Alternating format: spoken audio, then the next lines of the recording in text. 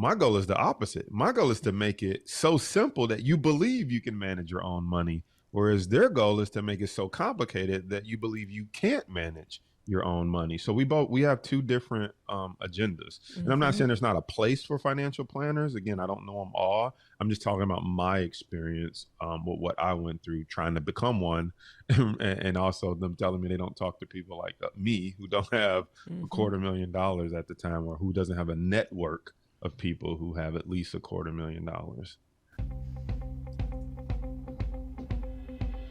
Your relationship with money matters.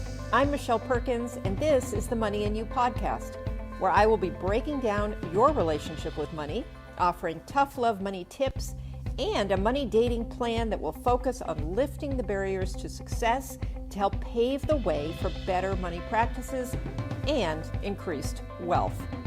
It's time to take control to live a limit-free life. It starts today. Hello, and welcome to the Money and You Show. I'm Michelle Perkins, your host, and super excited about today's show. We're going to talk about investing in the stock market. We're going to talk about trading and options trading and stock trading. And it's going to be a really great show because I have a really great guest, and that is going to make it very interesting for you to, you're going to learn a lot from my guest, Jason Brown, today. I can tell you a little about Jason. Jason Brown is a finance graduate from Wayne State University with over a decade of experience in stocks and options trading. At the young age of 23, Jason started trading with a $10,000 student loan and grew it into a six-figure trading account. His passion for teaching others about stock market investing led him to create his own online education company, Power Trades University, and has recently launched his 5-year millionaire program, which outlines a trading plan for members to build $1 million account in just 5 years. Jason is an active YouTuber with over 80,000 subscribers, and his videos have reached over 1 million views. He's also the host of the Money, Markets, and Mindset podcast. I love that.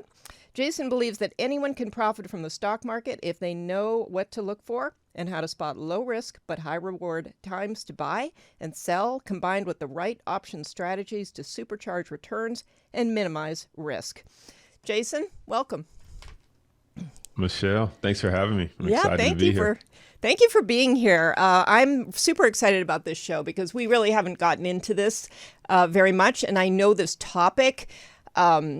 I really want people to stick around because I know for some people they're going to be super interested and like, let's go, let's ditch the 9 to 5 with this. And for other people, they're going to be like, this is out of my wheelhouse. You know, this is something that is either, for savvier people or for younger people. I don't know.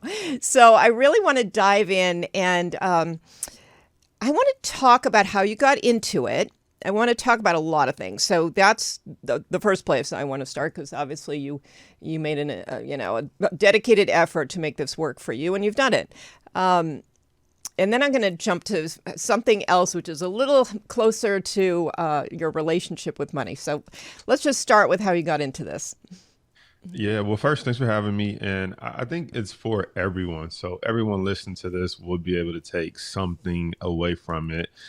So a little bit about my background and how I got started in the stock market. I grew up, born and raised in Detroit, Michigan, single parent household. And we grew up pretty poor.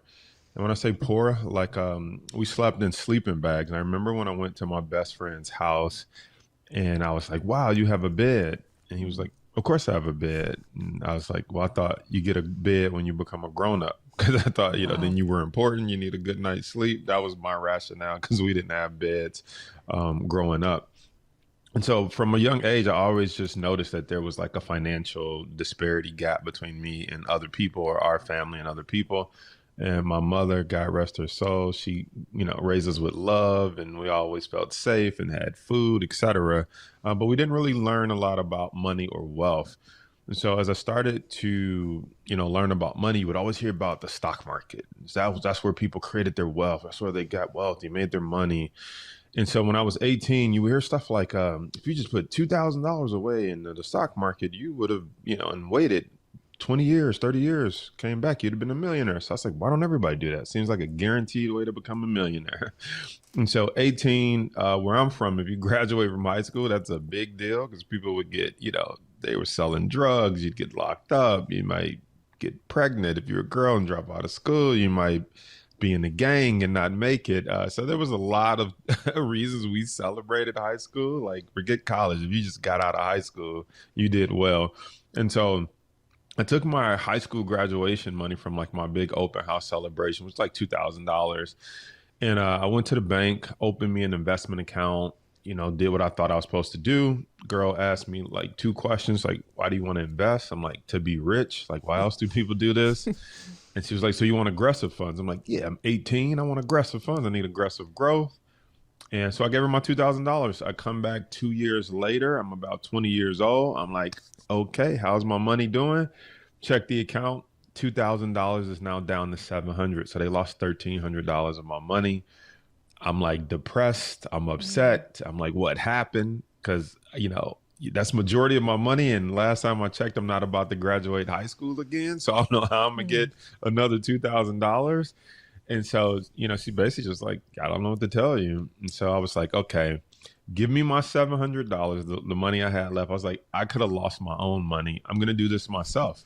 And so I spent $200 on like some Jordans or something to make me feel better. I have $500 left. I'm working for Sprint PCS. I'm making $8 an hour selling cell phones inside of Best Buy. And I make like $64 on a Saturday, $50 take home after you take taxes out. So I was like, man, if I could just make $50 with this $500, then I wouldn't have to work on my Saturdays. And lo and behold, our stock at Sprint PCS at the time was $5 a share. So I had $500. I'm like, 500 shares. I just needed to move 50 cents. That's not a lot of money. That's reasonable to ask. Can it move 50 cents maybe a week? And I can make $50 a week and I wouldn't have to work Saturdays. So I bought the stock at $5. It immediately falls down to $4. I'm like, oh my God, this doesn't work. Maybe I'm not as smart as I thought I was. I'm like, like just second guessing myself. But then I hear people say, oh, you got to be in it for the long term. You got to wait. You got to, ride the ups and downs. So I'm patient. Stock makes its way back up to 5. I'm like, okay, let's go to 550. We're about to make our $50. Stock falls back down to 4 again. So now I'm like, stock market's rigged. They know I needed to go to 550 and won't let it go. That's why they asked for my social security number. They know exactly what price I bought and they won't let it get above that. At least that's what I'm thinking. The market's rigged. Stock goes back up to 5. And I say to myself, I've seen this before. And so I get out at 5 and break even. Stock falls down to 4. I get in. Stock goes back up to 5. I actually make my first $100. And so I didn't know that that was called a channel in stock pattern, that if you drew it out on a chart, it looked like a snake in the grass, right? Stock was going from 5 to 4, 4 to 5, 5 to 4, 4 to 5. And so I started thinking, studying, and like, what other patterns out there exist that I don't know about? And I get really good at identifying these patterns. And so I got good at flipping my $500. And I said, okay, so if I had $1,000, I would have made this much. If I had 5,000, I'm like, I would have been rich. I'm like, if I had 10,000, I'm like, whoa, I would have made, almost $2,000. So I'm like, where am I going to get $10,000 from? I had an academic scholarship to Wayne State University, Mike Ellis School of Business here in Detroit, Michigan. And I knew that I saw people getting student loan refunds and they were partying with it. They were shopping, doing all kind of stuff. And so I researched. I was like, I wonder if I apply for student aid, will they double pay the account and I get the refund? And sure enough, I went to the financial aid office. They're like, yep, you could use that money for room and board or, living expenses, but I lived at home. And so I had a game plan. I was going to take that $10,000 and put it in the stock market and just do what I was already doing with the $500. And so I did. And at 21, I grew like a $10,000 student loan to like over $113,000 as a 21-year-old college student. So like that was like my foray or first like entry into the stock market. Wow. That is a great story. And I loved the fact that I don't know where it came from. I mean, obviously, you wanted to make money, but just the attention that you were paying to it all. Because, that's kind of an overriding theme that I talk with people about is they just don't pay enough attention to money. So it's like a relationship where you don't pay attention to somebody, it's not going to develop very well, right? So, but or you won't get to know them that well. That's 100%. That's exactly right. And so, yeah, you were focused on it and you had an intention and you were also willing to, instead of just walking away from it kind of, in frustration, you analyzed it and you looked at it and you thought, it's that little bit of that stick-to-itiveness too, where you were going to figure it out. Yeah, I think it's important for people in life to understand that, like, if it works, at least my mindset was like, it works for other people and they breathe oxygen like I do. So it's like, I just need to figure out how to make it work. And so, I didn't give power to like, oh, that only works for special people. I'm like, no, like, what do they know that I don't know? And then how do I, make it work for me with my current circumstances, which my circumstances was starting with $500. My circumstances, I don't recommend people borrow money to invest, but that was my circumstances. I was like, how else am I going to get $10,000?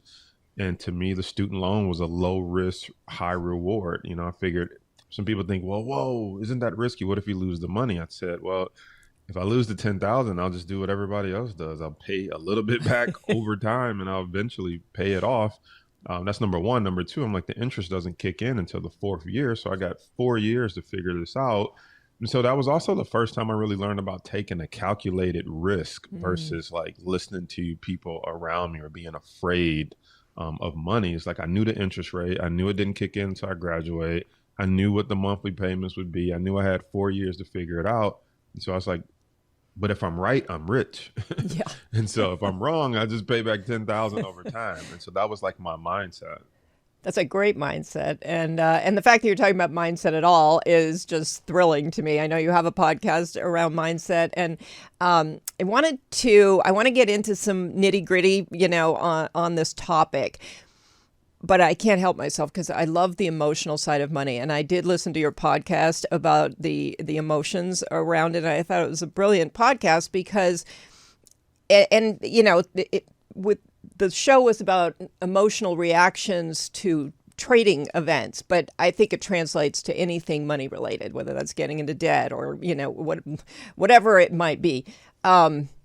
And so I just want to talk for a few minutes about that because I thought it was really important. I do feel that the emotional side of money, that relationship with money, is the foundational piece. Like that can really screw you up. You can know what to do technically, but if you can't, like with anything in life, if you can't have some control over your emotional side, then it's going to be hard to make it work, like with anything, really.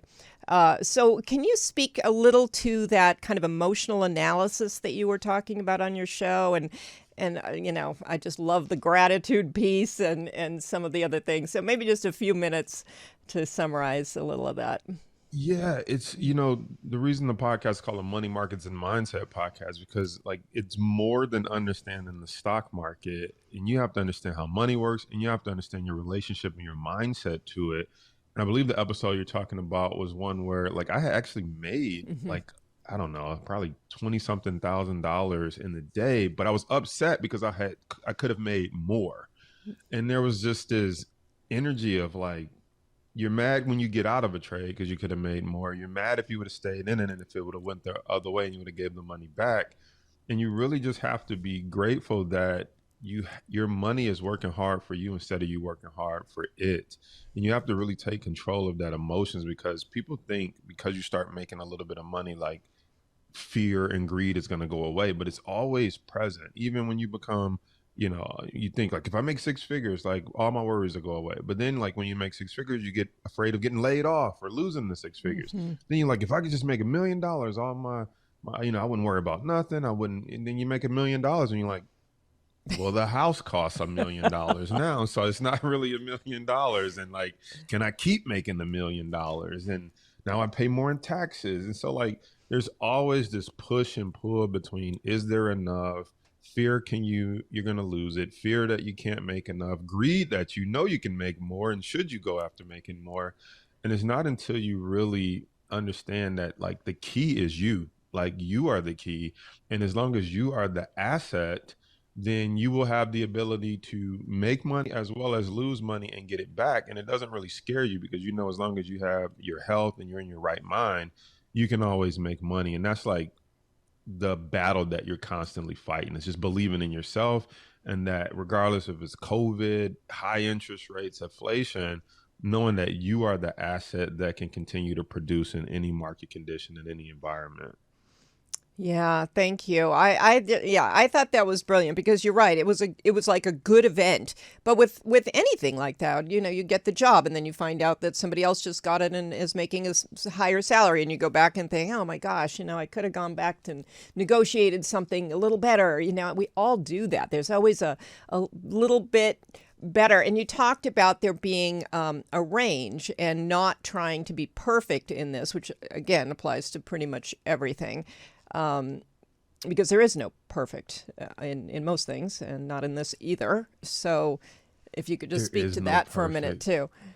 Yeah, and so the range I talk about is like people think they're gonna. I mean, if you really think about what you're saying when you say like you want to get out. Most people when they're investing in the stock, whether they're investing or trading, and investing is more like long term fundamental research. Trading is you're taking advantage of patterns. So you see that a stock is going up, you believe it's going to go to a certain point before it turns around, and to think that you can get in at the absolute bottom, the absolute lowest, best price, like the day I press buy is the day it stops and turns and goes up.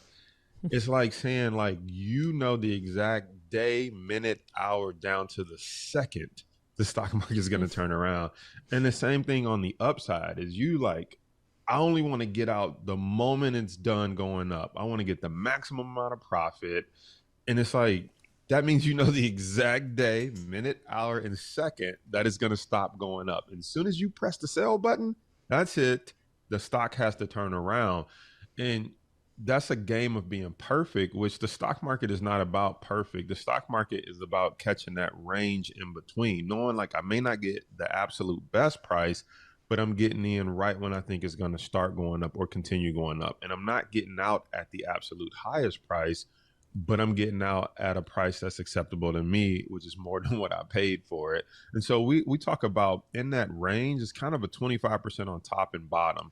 It's like 25% you won't get the best price. So just expect you're going to get paid 25% more on the bottom end.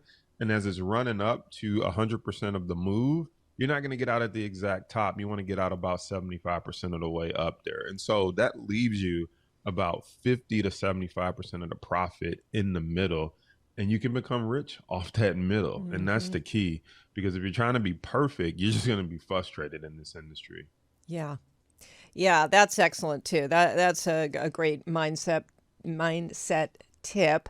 And it's again, I equate all of these things to relationships because I do think your money is a relationship that you have and you relate to it. And so and that's, you can't expect that to be perfect. You can't expect money to be perfect. You can expect your partner or your kid or anybody else to be perfect. So I think that's a great way to think about it. And so much of it is how you're thinking about all of this.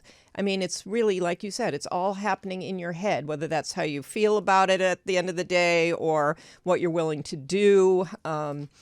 So let's talk about the doing. You went from, starting this on a, kind of a small scale. And how did you, what were the steps that allowed you to do this in the way that you do it now? Yeah. So, a very important part of the story that people must understand is like, you hear like, oh, okay, so he took a $10,000 student loan and turned it to six figures, and like now he's a millionaire. It's like not quite. Well, I mean, yes, but there's a whole lot in the middle that we got to talk about here. And so, what most people don't know that I always like to share this portion of the story is that I dropped out of school and I'm full time trading and investing in the stock market, and I'm doing that full time for 3 years, and I run the account up to about 300,000. So I mean, I'm a young guy at this point. I'm like 25 years old, making the most money I've ever made in my life, not working, not going to school, without a degree. And so year three, I'm like, okay, I'm gonna buy a condo downtown Royal Oak, Michigan. I was already living the ultimate bachelor life. I had a Lexus GS 300. My cousin, who was also trading, had a Cadillac Escalade. Moved out to the suburbs. Had all the nice things, the watches, the cars, you name it. And so year three, I'm like, I'm buying a condo cash downtown Royal Oak, Michigan, $500,000 at the most. It's one of the most prestigious high rise condos. At least it was at that time. I think it still is. And so I risk a quarter million trying to make half a million, and then I'll lose it all. Pretty much lost the all, blew up my trading account. And so pretty much I'm broke. And I'm like, oh my goodness, what am I going to do? And so I had to move back home to the place that I hate with bars on the window where people stealing your cars, the drug infested neighborhood. And if you've ever tasted success and have to go back, like it hurts Yeah. because you're like, you thought like, I'm so far removed from that. I'm never going back. Like, you love your new life and have to give it up and go back to your old life. That was painful. But again, I think it's all about mindset. So you said, what are the steps? So for me, one of the things that I used to be in network marketing. We read all these books and different things like this. And I would listen to like Jim Rohn, the motivational speaker. And, there was two things that, really helped me. That they talked about like the hero theory. And it's like, when you don't have the energy or power yourself, think about what your hero would do. And for me, my hero in the stock market field was Warren Buffett. And so I'm like, okay, has Warren Buffett ever lost money before? And I'm like, if he quits, he never becomes Warren Buffett, which we all know he's a billionaire, runs the biggest, investment firm, greatest investor of all time, et cetera. And so I'm like, if I quit, I never become Jason Brown, which whoever that means I'm meant to be in this world with respect to the stock market. And so one of the things Jim Rome talked about was he was like, take a picture of where you're at. And he's like, you won't be here for long. Remember these times, use it as motivation. And so I recorded myself moving back home, selling all my stuff. And then I said, okay, I got a crazy idea. People have lost money before. And it's like, what if, like the people you respect aren't the people who just like, I never had any trials or tribulation. I went straight to the top. So I said, I'm going to document myself making the money back. And I started recording these YouTube videos of myself making the money back. I was like, I know the stock market works. It worked for me before. I just got to figure out what I did wrong. Why did I risk so much? Why did I put so much on one trade? Like, I just had to figure out what knocked me down and never do it again. What lessons was it trying to teach me? And, I was like, well, I better learn this lesson before I become a millionaire. At least I learned it as 100,000 there. I used to call myself 1,000 there. So I was like, at least I better learn it now so I don't learn it with millions or several millions. So I video recorded myself making the money back. And I started building all these principles, like you never go broke taking a profit. That's one of our t-shirts that we normally wear and slogans, because when I lost that $250,000, I was up 100,000, but it wasn't enough. I was like, I'm not getting out till I make 500,000. And that goes with looking at that chart and realizing I had made 75%, almost to 100% of the move. That move wasn't going to give me $500,000, but I wasn't happy with the 50 to 75% move that it did give me. So you never go broke taking a profit was one of the things I learned from that. I learned a lot about fear and greed. I was greedy, wanted, 400,000 more. I wasn't happy with the 100,000 I was up. And so those are some of the, things I learned along the way, or some of the steps that I took along the way. I analyzed what went wrong, what went right. I started to get my fear and greed under control. I started to tap into my hero's brain and say, what would they do? And I just built the money back up, knowing that, I didn't have to wonder if it worked. I knew it worked. I had already tasted success. I was just like, okay, how do I rebuild it back and build long-standing success? And so I also want to just share, like, tactically, I went and got a job. I know sometimes people are like, I want to do this full time and different things like this. When I was doing it full time and I lost all that money, I had nothing to fall back on. And so I went and got a job selling cell phones at Verizon Wireless. And one of the things I did was I built my lifestyle around the hourly, and then my commission checks, I was using that to get back into the stock market. So that's how I started to raise money to get back into the stock market. They also had tuition reimbursement. And so I was like, now I know what I want to go back to school for. I went back to get my finance degree. So I eventually graduated from Wayne State. People would be like, well, why would you go back to school if you're making all this money in the stock market? It's because at that point I was cocky and I'm like, I don't need education. I don't need school. I don't need all this stuff. And when I lost it all, I got like knocked through the floor. I got knocked down into the basement. So now I live by a concept of like raising your floor. And so I'm like, if I ever had to get a job, at least I would have my degree and I could start out making six figures. I won't have to go back down to 40, 50,000 selling cell phones, hoping I can make commission. So that's why I ended up getting my degree. And then as I was putting that money back in the market, grew my account back up, as I'm recording this stuff, people start asking me like, how are you finding these trades? How are you determining when to buy and when to sell? And so I was like, man, I know how to get hundreds of $1,000s in the account. That's nothing. I'm like, how do you get $1 million in the account? And I started wondering if people, because I had started taking some courses, like maybe, just make sure I knew what I thought I knew. And I got Right. as good as the teachers. And I was like, well, how come they don't explain it like this? And so I started explaining it so regular, everyday people could understand. And that's when I was like, I wonder if people would pay me for my stock tips and to teach them how the stock market works. And that was my genius idea. It's like, that's how I'm going to get millions of dollars into the account. And so as I was working and putting my commission checks in the stock market, as well as building my business on the side, I was just putting all that money back into the stock market and just, again, trying to build my floor, making sure I had multiple streams of income, paying down debt, making sure if I ever walked away from corporate America again, that it would be for good this time and that I wouldn't get knocked through the floor if something went wrong with investing in the stock market. Wow, that is really great. Great advice. Great. And I love the way you just walked people through your own journey to show them, how to come back. Yeah, pretty impressive. And obviously you were doing that, to help yourself along with other people. And it's a great way to teach people, to show them exactly what you're doing to move yourself through there. And Yeah, because I'm like, I can't be the only one who's ever lost money or sitting at home in their mom's house feeling like down and out. And so I yeah. said, let's document the process. I mean, it's almost like you're just watching your own life through a movie. You don't have to have some big movie deal. You're like, I'm just going to document my own life and how I pull myself up out of this. So Right. it was a cool experience, which is why I love doing podcasts and shooting videos now, because I feel like we're just documenting in history what we're doing Yeah. 10, 20 years from now. When people look back and say, what was that guy thinking? What was his mindset? You'd be like, whoa, this was him in 2023, you know?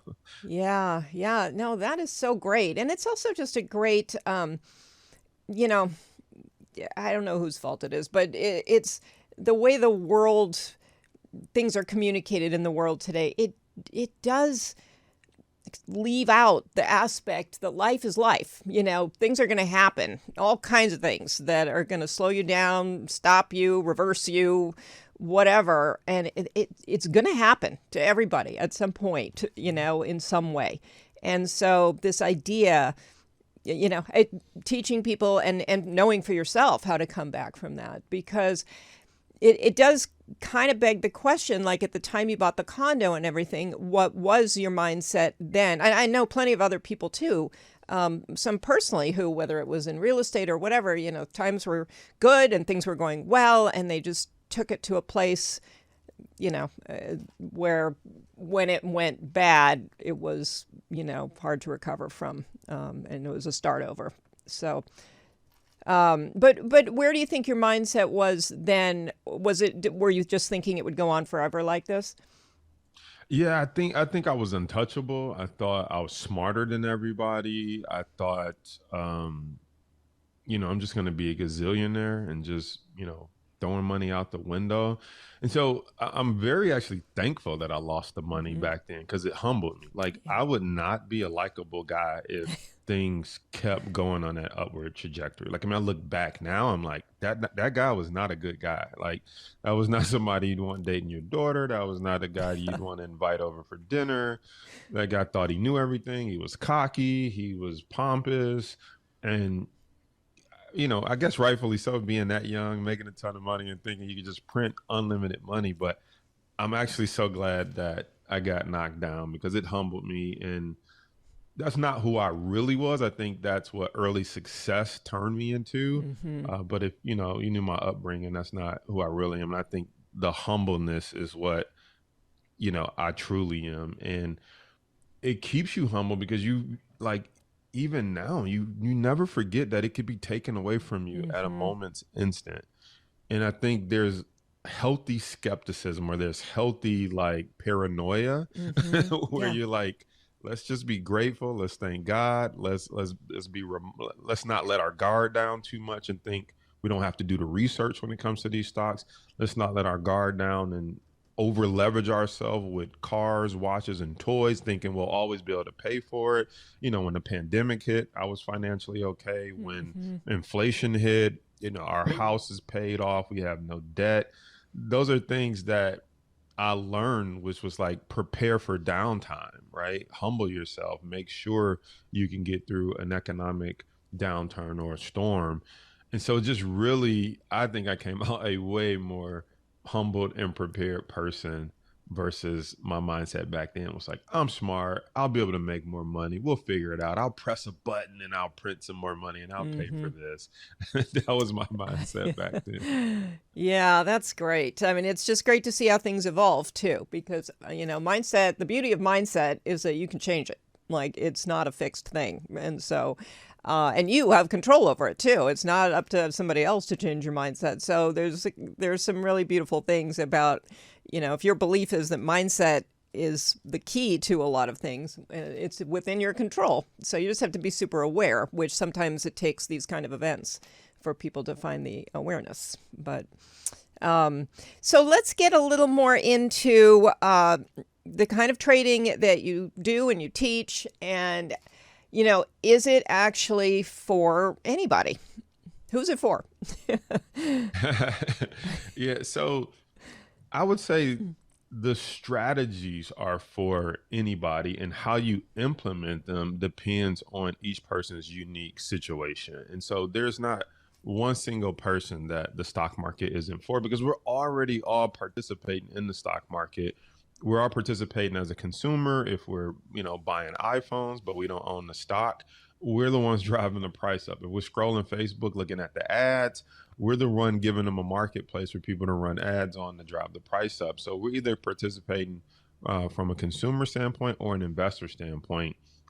And so the type of trading that I do, and again, let me be clear of the difference between trading and investing. Yeah. So trading is we're taking advantage of a pattern that we see in the moment in time, meaning like I'm not buying this and gonna, I always use Ford stock as an example. If you bought Ford stock 20 years ago, 20 years later, it's still the same price, if not slightly lower.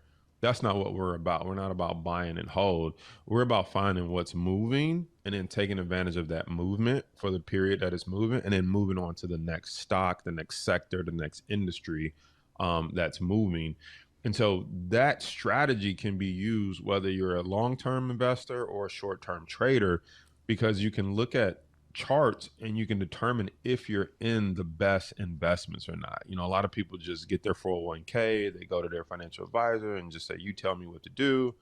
But they never look at a historical chart and say, show me the last 5 years performance, and then say, okay, that one's moving faster than this one. Do I believe that one's going to continue moving faster? This one I'm in made me 2%. That one over there made 10% a year. And so how come I'm not in that 10% a year one? We just do that every day with individual stocks, or we do that with the S&P 500 or sectors. And we say, look at this chart, look at the momentum, look at the technical analysis is what we call it. And we believe the stock is going up or down. And then we take advantage of that short term. And so the way that we typically capitalize on that is by using options. And so we use calls or put options to control higher price stocks, to be able to control more amount of stocks. Control is different from actually owning it. You have the right to own it, but we don't really want to own it. We just want to control it and take advantage of the price appreciation. Or if the market's selling off or falling, we typically use put options to make money from stocks falling, which for some people that's completely foreign. Mm-hmm. To think that you can make money from stocks going down. But a lot of people become wealthy not from stocks going up, but actually from it going down, because when they drop hard, they drop fast. And if you know how to make money from it, you can actually build your wealth pretty quickly. And is that some of what you teach in your courses? Yes, that's absolutely what we teach inside our courses. But I think for people who don't have a course or something like that, I want to give you an example, because I Yeah. never like to kind of leave it as a like, you'll learn if you pay me.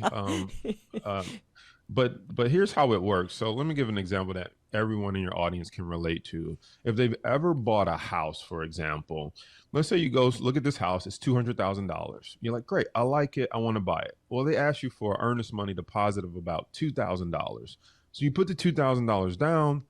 You usually have about 30 days to get an inspection, get an appraisal, and see if you want the house. So you are controlling the house for 30 days for $2,000. Now you get an inspection and appraisal, comes back, and they're like, this house is worth $250,000. You have some equity in it. This neighborhood's going up, etc. Now someone else comes like, oh man, I really want this house, but it sounds like you have it under contract. You can say, hey, I do, but if you really want the house, it appraised at $250,000. I have this contract where you can buy it for $200,000. Just give me $50,000 for the piece of paper, and you'll have a house for $250,000. $200,000 to them, $50,000 to me, total $250 to you. You have a house that appraised at $250,000. They say, perfect. Kids want it. I want to move in that neighborhood, whatever the case may be. So when they give you that $50,000, you got to think about it. You controlled a $200,000 asset for $2,000, a fraction of the cost. Because the price went up in 30 days because of the appraisal, because people are moving in that neighborhood, you turned that $2,000 contract into $50,000. And so that's what option trading is. You can control the Googles, the Teslas, the Nvidias, higher price stocks for 30 days, 60 days, 90 days, up to a year. Those are called leaps, long-term equity asset positions. You can control them for a fraction of the cost. And as they increase in value, you can sell that contract and just take your money out of it without ever having to own those stocks. And so we do the same thing, like I said, in real estate, they call it wholesaling. If you had that house under contract but didn't move into it, but it increased in value and you sold it to somebody else. And so we're all participating in some way or another. You just didn't know that you could probably do that in the stock market. And one other example I'll give you about put options. So put options mean you can protect your account or you can profit from stocks falling. And this is another place where everybody's participating in, but they just don't realize it. So think about your insurance that you pay for on your car. Maybe you have $100,000 Mercedes and you pay $500 a month in insurance. You smack it into the wall, God forbid, you total the car, you walk away okay. You can call your insurance company and put $100,000 car to them, even though it's worth zero, because you smashed into the wall.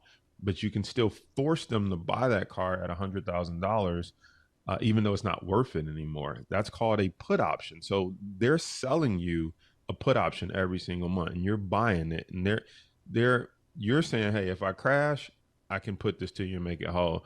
They're saying we're willing to take your $500 every month because we don't believe you're going to get in an accident, because they looked at your driving record, are you married, your credit score, and all that stuff, right? Same thing with the stock market. We look at the owner of the company, the industry, the employees, the product, and you can be like the insurance company and sell those put options and get paid every single month. Or if you believe COVID-19 is happening, inflation or something that's going to take your stocks down, you can be a buyer of a put option and protect your $100,000 portfolio in case inflation, a war, or something like COVID comes and crashes your bank account or your trading account. You can have it protected. And so most people just have never been explained to like that. So they didn't know that the same stuff that they're doing in everyday regular life, they're buying calls and put options every single day. Just they don't call it that. Wow, that's a great explanation. Yeah, I love that you can put these things in terms that people can understand. That's something that you brought up, in relation to your college experience. And I think that's one of the things that's most needed in the finance world.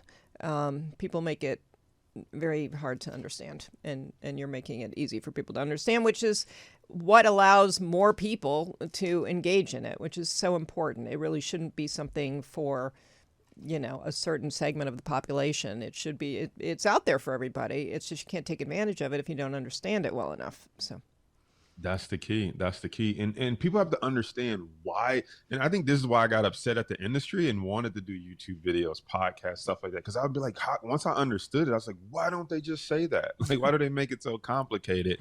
But what I found is I actually went to become a financial planner. And this is no disrespect to all financial planners. I don't think everyone's like this, but I went to a well-known company. I won't say their name. And I was like, yeah, I want to, I want to be a financial planner, a financial manager. And basically, they had me write out on a piece of paper everybody I knew in my family and was like, now, how many of those people have $250,000? I'm like, I don't know. And if they do, like, they ain't telling me about it. And so they kind of was like, well, we don't think you'd survive in this game because the game is about getting them to bring those accounts over to you. And if you don't have the network, then you won't be successful. And I was like, well, then who talks to people like us? And they was kind of like, I don't know, not us. And I thought, Yeah. okay, wow, that's interesting. And then I started to figure out, well, then what do you say to bring them over and stuff like that? And like the whole game was about explaining things in complicated terms that made people feel stupid so that they can say, oh, you went to school for this. I trust you. Okay, I'll turn my account over to you. So then I realized like there was a whole plot behind why they explain it and make it so complicated. It's so that you can turn your money over to them. And I was like, oh, now I get it. Like that's like a sales tactic. Mm-hmm. And so I'm like the opposite because I don't manage anybody's money because I'm not licensed to manage anybody's money. I don't want to manage anyone's money. My goal is the opposite. My goal is to make it so simple that you believe you can manage your own money. Whereas their goal is to make it so complicated that you believe you can't manage your own money. So we have two different agendas. And I'm not saying there's not a place for financial planners. Again, I don't know them all. I'm just talking about my experience with what I went through trying to become one, and also them telling me they don't talk to people like me who don't have $250,000 at the time, or who doesn't have a network of people who have at least $250,000. Yeah, yeah, very, very interesting. And these days too, I wonder, because I've had several people on the show too who are wealth advisors who talk about getting out of certain companies because they're really not that involved in advising and moving things around anyway. It's pretty much an automated, pop you into a bucket and you just go down a road. So It's technically a sales job. Yeah. I mean, their job is to go out and sell people and bring more money in, assets under management. So yeah, I can relate with those people's frustration once you really understand how the industry works, especially if you thought you were getting in it to really help people. And sometimes you find out you're really not, you're just selling stuff. It could be a little disheartening. yeah, yeah, for sure. And so, obviously people get nervous. It's money. Money makes people nervous. And when they're, doing something that has a potential risk associated with it, what kind of risk tolerance do people have to start doing this? Or do they not need a risk tolerance that's very high? Yeah, so they'll have to develop a risk tolerance at some point. But the beauty of this industry is like you don't have to have a lot of money. You don't have to have a high risk tolerance. And so people will be like, whoa, what do you mean? First of all, if you were, if you follow me on any other platforms or come across my teaching, the first thing I say is that you can open a practice account and practice to make sure you even understand what you're doing first. And so I tell people first, obviously you want to get the education, because if you don't have the education, then you don't know what you're practicing. And so then you don't know what you're doing. But once you get the education, it's not time to like go take your life savings or something and put it in the stock market. They have what's called virtual trading accounts or simulated accounts where you can actually practice buying the call, buying the put, picking your own stocks, and see how well you are at reading those charts. Only then, and after, well, I like to say if you're right 7 out of 10 times, or you're net profitable, which means if out of 7 trades, 10 trades, 7 of them you're right, then you're ready. Or if you, because losing is part of the game too. You're not going to hit a home run every time. So you could also lose, let's say you got a $3,000 account, $4,000 account. You could lose $100 7 times. You lose $700. But if time number 8, 9, 10, you make $1,000, then you made $3,000 and you lost 700. You're net positive $2,300. Then you're ready for real money, and that is the game. if you look at what I did, I didn't take that $10,000 student loan until I got really good at just flipping my $500. And I was like, I'm just doing the same thing with more money. And so I encourage people to get a practice account to practice. Number one. Number two, once they move over to real money, I can only speak from my experience. I built my lifestyle off my hourly and I was investing my commission check. So I knew off my hourly, I could still pay my bills. I could still have a car, eat, have a cell phone, et cetera, et cetera. And I was making like anywhere from $2,000 to $5,000 in commission sales every month. So I knew I had 2,000 to 5,000 that I could take a calculated risk to see if I can get rich off of. And if I lost it for some reason, I wouldn't be out in the cold. And so I think it's important for other people to understand that you have to figure out a way to build some margin in your life. One of the ways I did that early on was by moving back home. And I think this is where a lot of people get stuck, is because they look at their current life and they don't want to give up any piece of it. So they might make 100,000, they spend 100,000. And so they got zero room to take $1,000 or $2,000 calculated risk every single month. And if they do take a calculated risk and it doesn't work out, they go in the hole by $2,000.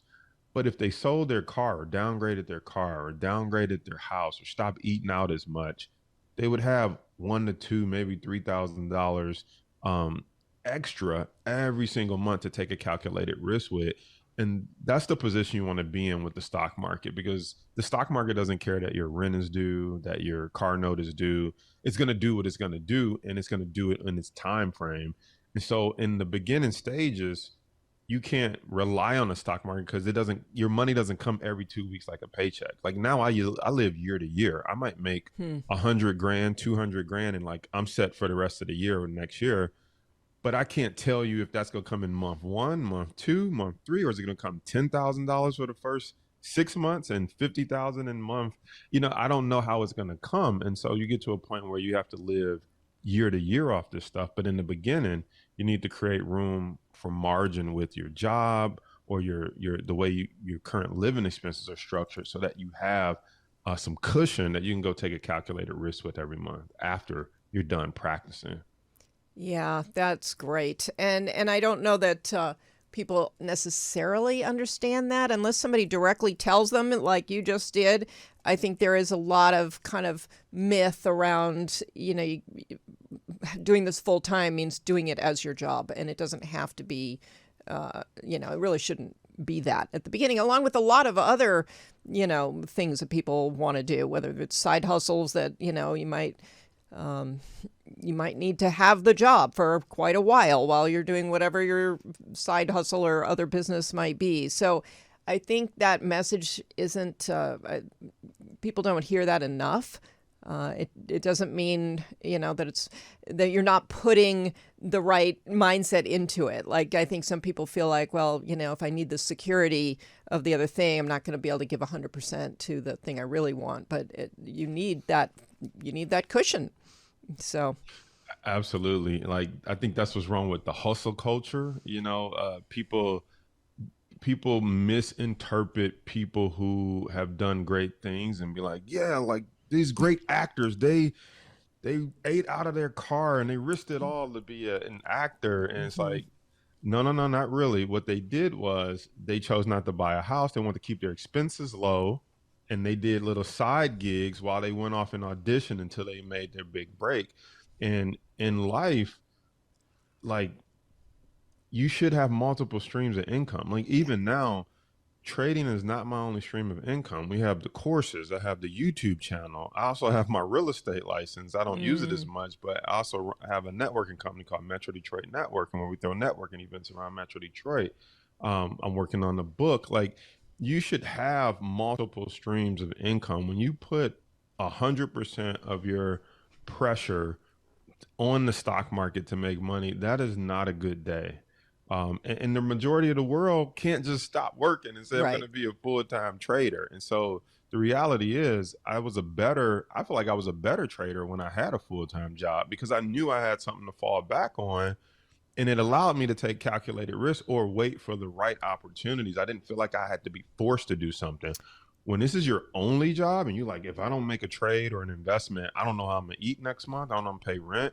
You will start to do some investments that are either risky or not meeting your calculated risk profile. And you'll start doing stuff that could put you in a detrimental situation where you could lose everything because you're so focused on, I got to pay the bills next month. And so anything you could do to relieve the pressure, I encourage people to do, so that the stock market should be supplemental. It shouldn't be stressful. It shouldn't be something that keeps you up all night. It should be something that assists you in getting to your goals, not stresses you out to get into your goals.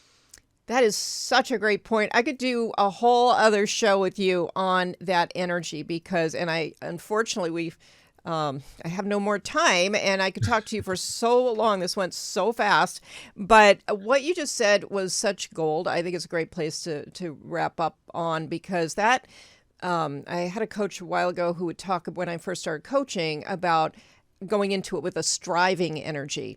And just, so much need and almost desperation about making it work and getting the clients, and how negative that kind of energy is on whatever you're doing. And, you have this idea, well, if I put myself under so much pressure, I'll do better. But a lot of times it backfires. That is not there are those moments where a deadline or something might push you to finish something. But in general, having that kind of chronic striving energy going into something is not the formula.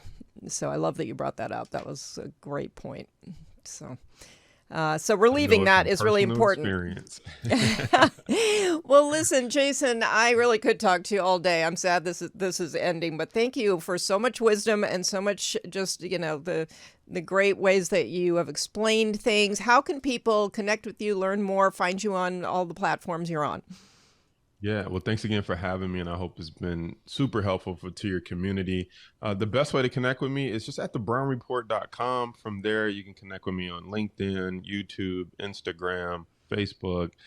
Check out my podcast. Everything is right there at thebrownreport.com. And for people who are looking to get started in the stock market, we have what's called a stock market starter pack. So if you don't understand how to open an account, how to read charts, that's a free resource for you. And then we also have the stock option starter pack. If you're like, what are these call options? What are these put options? How can I use that to jumpstart my path to wealth and protect my account? We have that resource as well. Everything's at thebrownreport.com. Okay. Thank you so much. I'm so excited that, the audience can find you and learn from you and me as well. So this is great. And keep doing what you're doing. It's a great service to the world, because you're right. There definitely isn't enough out there in the finance world for everybody, regardless of where you happen to stand at this moment financially. And that's what's needed to get you, if you want to be part of that crowd that the wealth advisors want to talk to. Maybe you don't want to be that person, but yeah. So again, thank you for being here. Thank you for doing what you do. And very much appreciate your time today. Thank you. I appreciate being on the show. Okay, great. And audience, thank you. Thank you for joining us on the Money and You Show. You can find us on all the podcast platforms, on the Limit Free Life YouTube channel, Roku, a few other places. I hope you love this show, and I hope you'll connect with Jason. This is an area that you want to learn more about. You can then decide if you want to engage, but you should at least be knowledgeable, because even if you hire other people to help you, you need to have a good understanding, and this is a great way to do that. So thanks for being here. We'll see you next week.